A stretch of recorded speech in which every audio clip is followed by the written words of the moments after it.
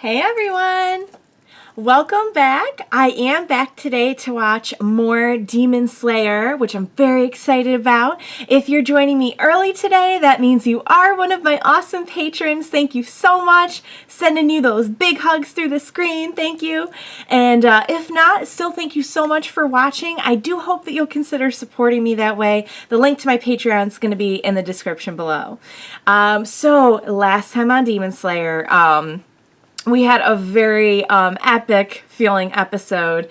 I have decided that every challenge in my life I am going to refer to as the boulder. And like my challenge to myself is going to be like, I'm going to get out there and I'm going to slice that boulder today. It's just such a good phrase. I can't not use it. But that was great. As you probably know from my last video, I still have a lot of questions about Makamo and Sabito and who exactly they were and how they were, and but that visual of Tanjiro just slicing through the mask, and then we take a pause and he has sliced through the boulder. That was epic. That was everything. That was really, really good.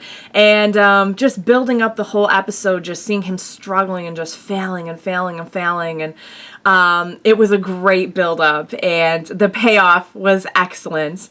So still don't know, how Nezuko's gonna wake up, or what exactly, like, is it like is she like demon hibernating? I don't know. Or is she like in a coma? So it's kind of hard to say like what's going on with her medically. But I'm really, really curious to see where the story's going. And I believe in the last episode, our trainer mentioned to Tanjiro that if he can slice through the boulder, I believe this was mentioned, if he can slice through the boulder, he's going to go on to kind of like the final stage of his training and kind of like the final test, if I was understanding that correctly. So is he going on to the final test in this one? I don't know. So I guess we're going to find out. So very, very interested, very curious to see where it's going. So without further ado, I am going to fire up the next one. Next episode, Demon Slayer. Let's do this. Let's go.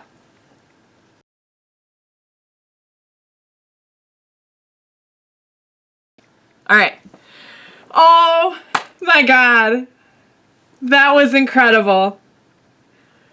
The intensity of the boulder scene was like quadrupled in this one. Like I'm actually like, it wasn't even sad. I'm just like tearing up just from how like emotionally overwhelmed I was by everything going on. Okay, so we got some facts in this one. So I was thinking, like, at the beginning of this episode, how could he have sliced through the mask and the boulder at the same time unless the mask was not really there, which is kind of what I thought in the beginning. And I kind of theorized that maybe they were like ghosts, and I was right. And I didn't want to be right, and I was right in the worst way possible. So it would seem that Orokodaki, who is the trainer, I'm really trying with the names, captured this demon, this kind of grotesque, multi-armed demon, and the demon is now being imprisoned for the purposes of this final battle, like training grounds in these wisteria-covered mountains. The demon has claimed vengeance on Orokodaki in the form of killing his disciples, which he can determine by their masks. Oh, yeah, that was... So, when we started the show, I was very floored by the grim and kind of like... Just the grim tone of like, children being killed. And we had kind of gotten away from that for a few episodes. Oh, we got brought right back to it. We got brought right back. I was sad to be right that Sabito and Makomo were disciples that were killed by this monster.